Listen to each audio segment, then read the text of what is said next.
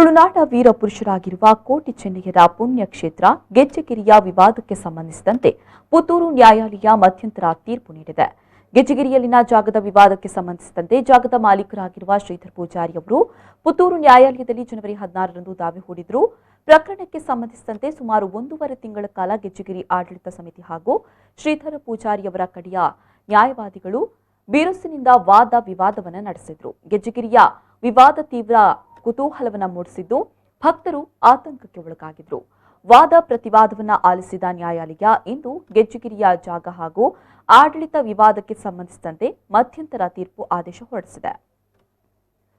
ಶ್ರೀಧರ ಪೂಜಾರಿಯವರು ಗೆಜ್ಜೆಗಿರಿ ಆಡಳಿತ ಮಂಡಳಿಯ ಆಡಳಿತಕ್ಕೆ ತಡೆಯಾಜ್ಞೆಯನ್ನು ನೀಡುವಂತೆ ಮನವಿ ಮಾಡಿದ್ರು. ಆದರೆ ನ್ಯಾಯಾಲಯ ಆಡಳಿತ ಮಂಡಳಿಯ ಆಡಳಿತಕ್ಕೆ ತಡೆಯಾಜ್ಞೆ ನೀಡಿಲ್ಲ.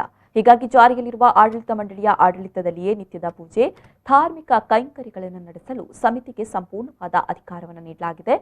ಇನ್ನು ಗೆಜ್ಜೆಗಿರಿಯಲ್ಲಿನ ಜಾಗವನ್ನು ಹೊರತುಪಡಿಸಿ ಶ್ರೀಧರ ಪೂಜಾರಿ ಹಾಗೂ ಅವರ ಕುಟುಂಬಕ್ಕೆ ಸಂಬಂಧಿಸಿದ ಜಾಗದಲ್ಲಿ ಮಧ್ಯಪ್ರವೇಶ ಮಾಡುವಂತಿಲ್ಲ ಅಂತ ತೀರ್ಪು ನೀಡಿದೆ.